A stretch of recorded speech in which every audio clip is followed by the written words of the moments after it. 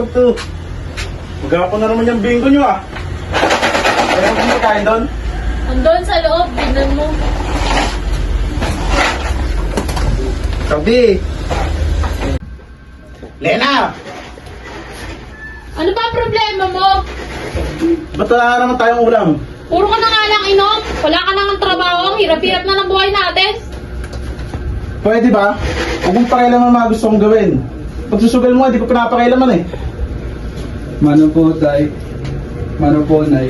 Diyan ka na pala. Ano pong problema? Ba't po kayo nag-aaway? Ito kasi yung tatay mo eh. Wala na nga tayong makain.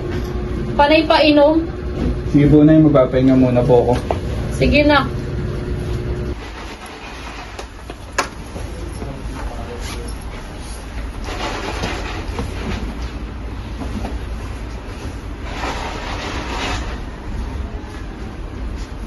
Nak, may pera ka pa ba dyan? Gusto kasi binigay mo sa akin kanina eh. Ito, Nay. May pera ako dito. 200 na lang po ito, Nay. Kasi na po ba yan? Sige na, kaso na to. Salamat. Diyan ka na pala, ya. Oh, saan kayo galing? Diyan lang sa labas. Kuya, may dala ka bang pasalubong sa amin? Nagugutom na kasi kami, hindi pa kami kumakain. Saka kuya, yung perang iniwan mo kanina, kinuha ni mama. Ganun ba? Ginamit ko sa pagbibinggo. Antayin niyo ako dito. Pumunta ako sa tindahan ni Aling Nena.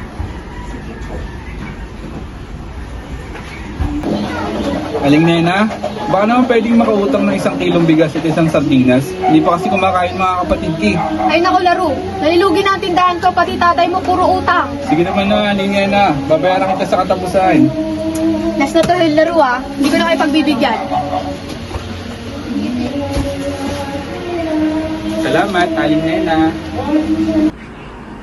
Andiyan na yung pagkain. Gisingin mo na sila. May gising na, kakain na daw. Anong oras na pala? May trabaho pa ako.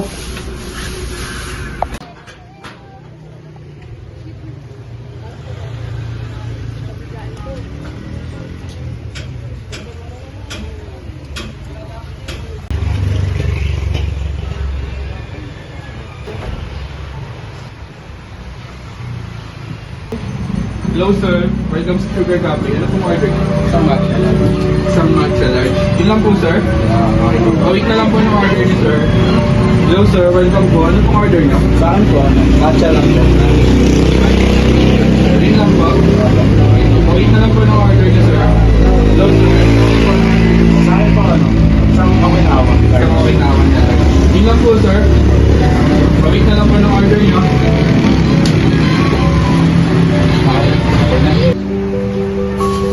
Si Ma'am Lorraine po, order niyo po ma'am.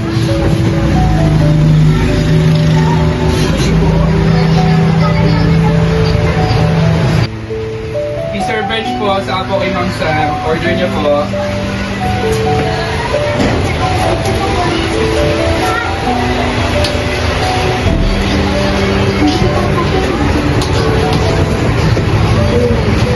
Mr. Paul po, order niyo po.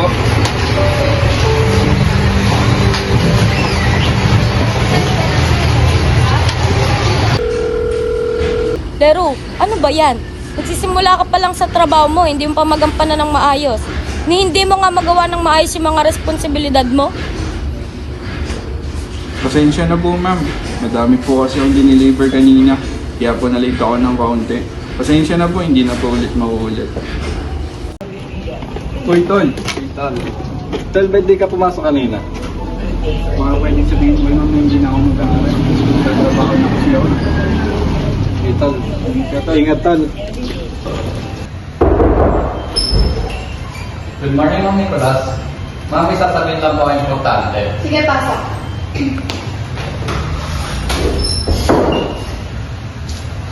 Ma'am, hindi na daw po papasok si Cortez. Sige, drop na natin siya. Total, lagi siyang tulog sa klase ko. Lagi siyang break. Kasi daw po mag-work na lang siya. Sige, drop na natin siya. Thank you po. Paul? Paul? Tol! Uy, Tol! Paul! Diyan pala, Tol. Basta. Ayos lang, Tol. Baka nga may alam ko na trabaho na pwede kong pasukan. Sakto, Tol. Naghahanap yung boss ng mag-deliver ng parcel. Nakangailangan kasi ako, Tol eh. Ang dami kong utang kay Aling Nena. Ah, ganun ba? Oo, tol. Sige, sasabihan kita pag nakausap ko yung boss ko. Sige tol, salamat tol. Ingat. Dito na ako. Basta.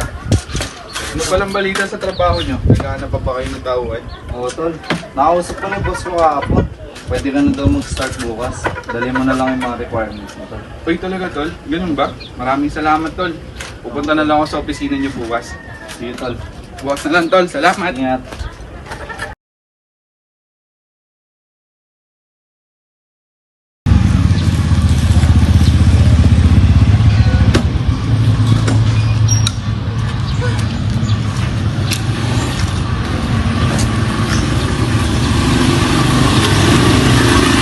Nakakapagod pala mag-deliver. Kung saan ako nakakapunta. Masaya sana mag-deliver kaso hindi ito sapat para sa mga gastusin namin sa bahay. Siguro, kailangan ko nang maghanap pa ng ibang trabaho na malaki ang kita para makatulong ako kay nanay at tatay.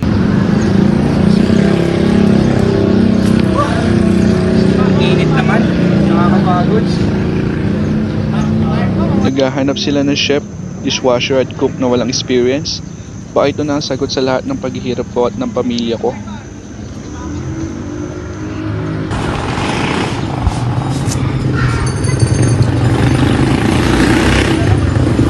Sir, ano po kailangan niyo? Yun lang umaga po. Gusto ko po sana mag-apply dito sa restaurant na to, sir.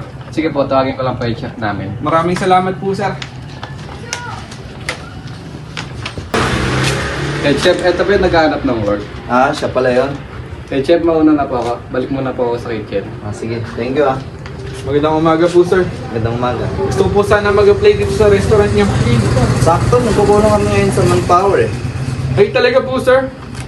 Dala-dala ko na po yung mga requirements na sinabi niyo. Ganun ba? Oo. Sige, maghintay ka na lang ng tawag namin. Ay, sige po. Salamat po. Oo. Ngayon.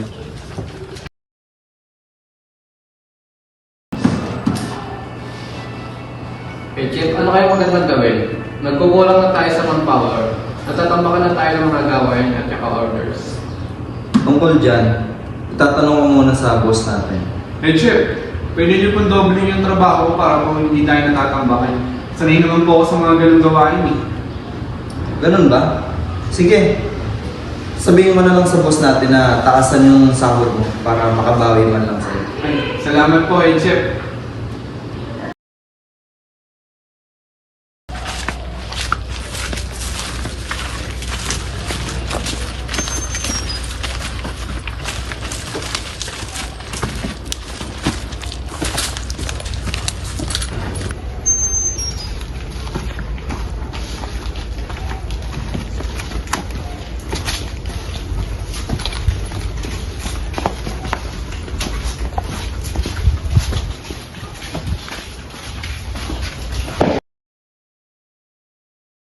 Boss, napadpad po kaya tayo dito. O, boss, kayo pala.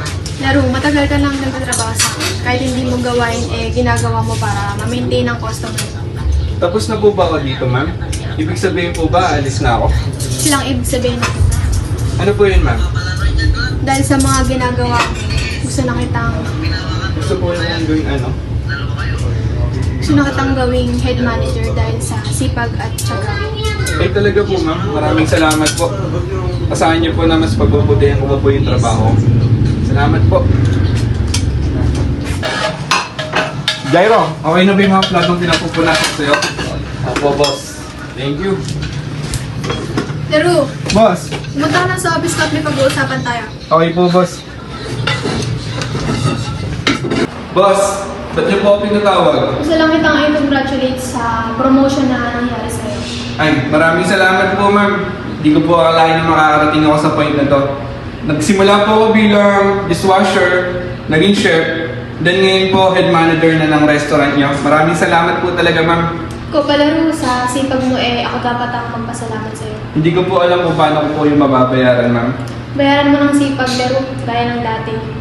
Sige na, balik ka na sa trabaho mo at madami ka na namang orders. Sige po, ma'am. Maraming salamat po ulit.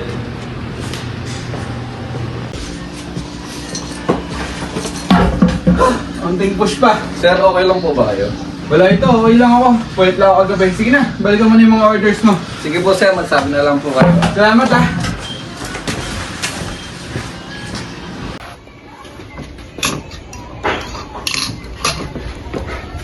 Adrian, nagmamadali ka.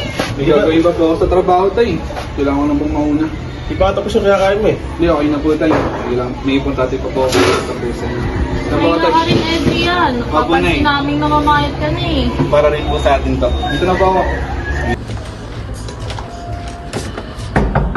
Kuya? Kuya? Pwedeng makahingi ng baon? May bayarin kasi kami ngayon. Kuya? Kuya? Nay! Tay! Si Kuya! Bakit? Anong nangyari? Ayaw po niyang gumising. Laro! Nak! Berto yung anak mo! Laro! Ambulansya! Tawagan ng ambulansya!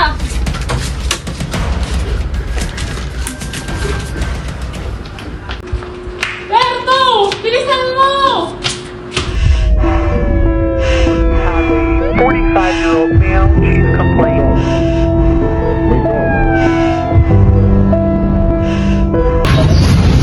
Ganda nga po. Kayo po ba ang parents ni Lero? Kami nga. I'm so sorry po, pero doon arrival na po siya ng galit sa hospital. Sinubukan po namin siya i-revive, pero wala po talaga. Cardiac arrest po ang pinamatay ni Lero. I'm so sorry po. Excuse me.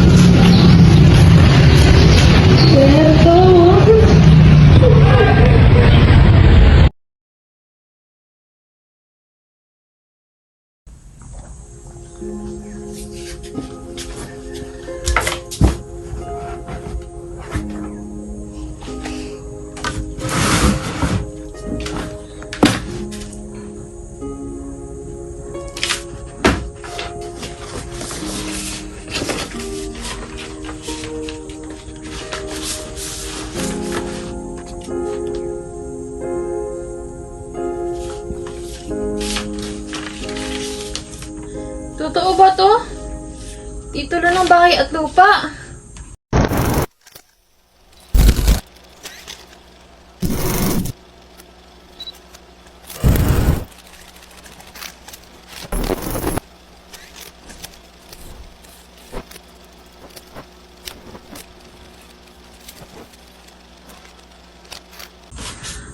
Berto, halika nga rito!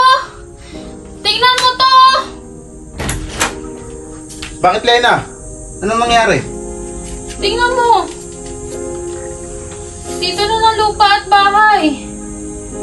Kaya pala halos hindi na nagpahinga anak natin si Lero. Para lang mabigay sa atin ito lahat.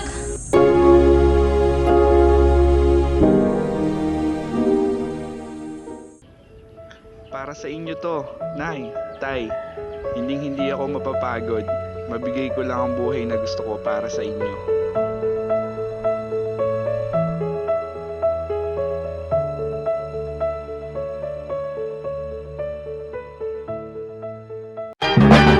One is the loneliest number that you'll ever do. Two can be as bad as one. It's the loneliest number since the